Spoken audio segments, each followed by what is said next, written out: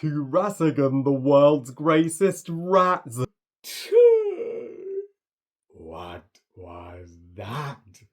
What did you call me? Oh, don't you worry, Professor. I have many great things to say about you in my review.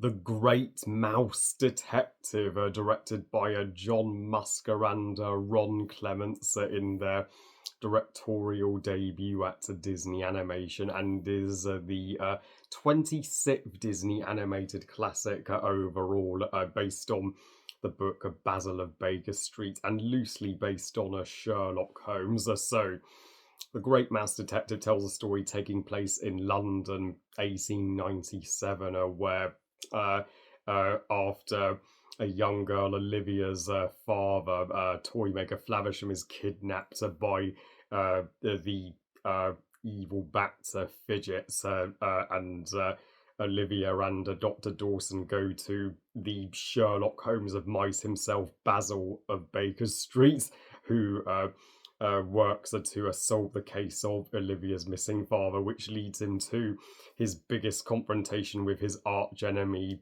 and the kidnapper of Olivia's father, Professor Rasigan, who plots to use Flavisham to build a robot queen to assassinate the queen to become king of Mousedom, and only Basil can stop him.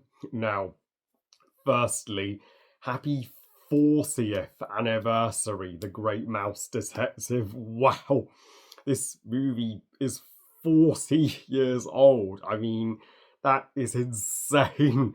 And yeah, I thought, yeah, my review of this timeless Disney classic is way overdue. So, and June feels like a good month to review a Disney movie anyway. So why not? And yeah, the Great Mouse Detective is a significant Disney movie and a real game changer for many reasons. It's the first Disney animated classic without the involvement of longtime Disney director Wolfgang Reitman, and the film that led to the Disney Renaissance, which even before Little Mermaid, being Disney's first biggest box office hit of the 80s, and totally saved them from bankruptcy, are luckily making double the box office takings of The Black Cauldron the year before. Even if this film was surpassed by An American Tale as the highest grossing animated film of 1986, it still ranks as a closer second. And this was also the debut of John Musker and Ron Clements, who, of course, would go on to direct Little Mermaid and Aladdin and Hercules, and yeah, and I have a buttload of nostalgia for this movie. Yes, this was one of the first Disney VHS tapes that me and my sister had. As for my thoughts on The Great Mouse Detective, moi, chef's kiss. I adore it. This is a Disney masterpiece, full stop. Wow. I mean, Disney doesn't get much peaker than The Great Mouse Detective, in my opinion. Yeah, I mean, yeah, and this movie it may not have spawned a franchise, and yet, but it's gained a huge cult following of fans like me who could call it one of Disney's most underrated gems, and it deserves a sequel. It really does. In fact, even my mum agreed there are several they could do with Basil, because he's a detective. But as for this movie, also my personal favorite Sherlock Holmes movie. Yes, I know we have the recent Enola Holmes, which is about to become a trilogy. Check out the trailer for Enola Holmes 3.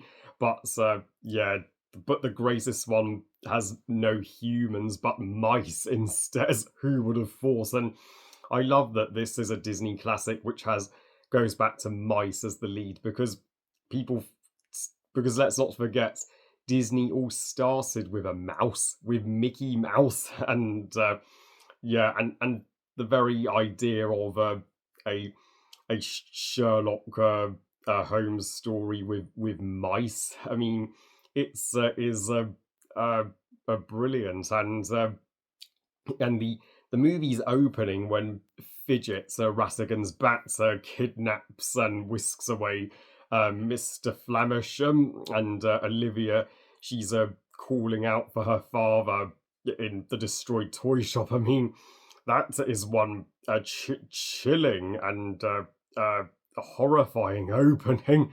And in fact, this film has scenes of smoking and drinking in a bar, and and lady mice dancing in short skirts. Are you sure this is a U-rated family movie? Yeah, Disney clearly went. They weren't afraid to go way darker back then, and they never missed back then. And uh, also, I think that Basil as a protagonist, yeah, he is not only consistently entertaining because of his knowledge and his ability to detect the tiniest of clue. He's got the brain of the human Sherlock Holmes, but also he has a genuinely great character arc in that his social skills are shit, like how he calls Olivia Miss Flaverhaver, even though they keep telling him her name's Flavisham, and he's just like whatever. But it's really Olivia and Dawson that shape him into a better person, and it's this case that changes his life forever. And uh, also, Olivia was initially going to be Basil's love interest, but later into production, they changed her to a little girl to get more sympathy from the audience, which actually was not a bad decision in the long run, as Olivia, she is one of Disney's most adorable and greatest child characters, and she's also the most courageous. So uh, she really is assertive, and she's like, I must find Basil. I am not leaving my father. And here's a bit of trivia. Flavisham is voiced by Alan Young as Scrooge McDuck from DuckTales and Mickey's Christmas Carol, and he never wanted to work for Ratigan or be a part of his evil, but feels like he has no choice to protect his daughter from the fiend. And though she does get captured twice in the movie by Fidgets first and then Ratigan, she sure can stand up to them when she stamps on Fidget's foot and when she stands up to Ratigan and she's like, Basil's going to put you in jail. He's not afraid of a big old ugly rat like you. And when she bites Ratigan's hand in the climax, and Dr. Dawson, what a bumbling, lovable sidekick. He's literally the Watson of mice, and he's the narrator of the movie. And I'm glad that his narration is only saved for the beginning and the end of the movie, and isn't in every scene. But he's also uh, but he also helps Basil feel more sympathy for other people, and he is Basil's biggest motivation for saving the day and saving the Queen at the end, and Toby, the lovable bloodhound, who's Basil's mode of transport. Yeah, he will melt the hearts of the audience, He's the second Hound character in a Disney movie from the 80s after Copper from the Fox and the Hound, and but the Queen, the mouse version of the Queen, is utterly charming and wonderful. And even though she's only in the second half of the movie, but yeah, and I do love that. So this movie shows London from a mouse's point of view. We not only see the miniature buildings that the mice have built for themselves within London's walls, but also how the human point of view of London completely dwarfs them in a scale. And this is one of the only Disney movies to ever take place entirely at night. There's not a single shot of the daytime in this film, which adds to the atmospheric and thrilling feel of this film, as Victorian London was especially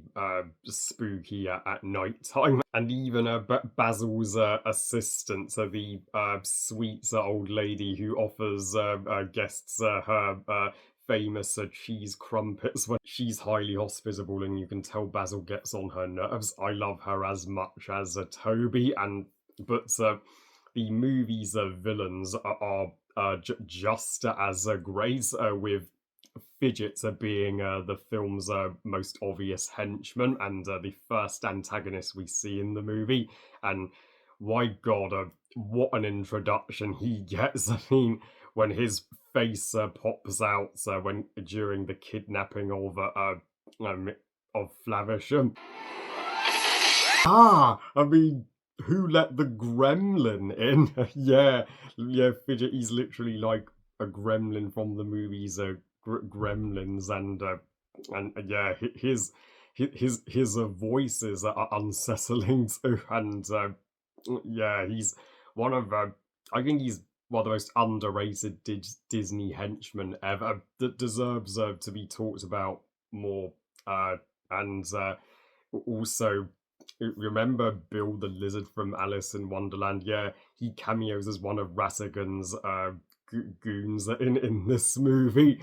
And Buzz, of course, the uh, star of the villains here, our leader Disney villain, Professor Ratigan, voiced by the legend himself, Vincent Price. And Vincent Price even confirmed Ratigan was his favourite role that he ever did. And my god, is Ratigan the definition of evil incarnate, one of Disney's absolute most evil villains. And what's disturbing is that he enjoys it. Oh, I love it when I'm nasty. and and the fact that he will go as far as, well, wanting to assassinate the queen so he can be king, and he will feed his mice to his cats if they disappoint him or offend him. I mean, yeah, this absolute dick gives a shit about nobody but himself. And yeah, and well, and you can tell that half the time he does try to suppress his anger. And by the climax, he completely reveals his true savage rat-like nature. And his and Basil's rivalry is the equivalent of the mouse and rat Sherlock and Moriarty. And the two are like Batman and the Joker, how one keeps forcing the other's plans, and in this case brings them together into their final confrontation by the end of this movie. The Dyer's cast, when they're ranting about one another off screen, and how Basil refers to Ratigan as the Napoleon of crime. You can tell the history that the two have has over the years. And yeah, making for one of the best protagonist and antagonist dynamics in a Disney movie, period. And uh, this film may not be a musical, but when it does have songs, the songs are ace, and uh, especially the world's greatest criminal mind, one of the most overlooked and underappreciated Disney villain songs. I mean, oh Radigan, the rest fall behind. To Radigan, the world's greatest criminal mind. Yeah, I mean, it does have some highly mature lyrics for a villain song, and also "Let Me Be Good to You," yeah, sung by Melissa Manchester, the showgirl mouse. So yeah, that's the most fun musical number in the movie, and Ratigan even gets a bonus villain song played by a uh, cassette player when he's thinks he's about to execute Basil. Goodbye so soon. I mean, Jesus, that's morbid, but I'd expect nothing less from an evil genius. Like, this was also the first Disney and major animated filmer to use fully computer generated imagery in the final fight on Big Ben during when Basil and Ratigan are first fighting in the Clockwork Tower, and this climax is one of the most epic Disney have ever done. It's a Disney showdown for the ages when Ratigan, he's like scratching the shit out of Basil, and then Ratigan thinks he's won, and but Basil, of course, waits and for the clock to strike 10 before Ratigan just plummets to his death. And the rain especially added to the ferocity and intensity of the fight, and the music by Henry Mancini, the composer of the Pink Panther, is a freaking triumph. This was also his first score for an animated film, and he knocks this out of the park. And the ending does leave the door open and indicates a sequel, more adventures and cases for Basil and Dawson to solve, particularly with that lady that comes to them. And I was always wondering, could she be Olivia's long lost mother? Wouldn't that be a twist? So overall, the Great Mouse Detective is absolutely ace, and should be seen by anybody that's wants a perfect Sherlock Holmes movie and a perfect Disney movie. This is also the best movie of 1987. This is also the best movie of 1986. Who agrees? I give The Great Mouse Detective 5 stars out of 5. Best movie ever. So yeah, Disney, if you can hear us now, yeah, you're probably never going to make a sequel to Great Mouse Detective, given that it's been 40 years now. It's so that's a sequel is a lost cause at this point. But please at least give it some thought. A sequel that we actually want. Well, I love you guys. Thank you for watching. I hope you guys enjoyed this review. And what are your thoughts on The Great Mouse Detective? And how does it rank in the Disney canon for you? Please comment and let me know. Please like the video and subscribe. Please follow on Twitter and on Instagram. And I'll see you all next time. And remember, movies are us. Bye, guys.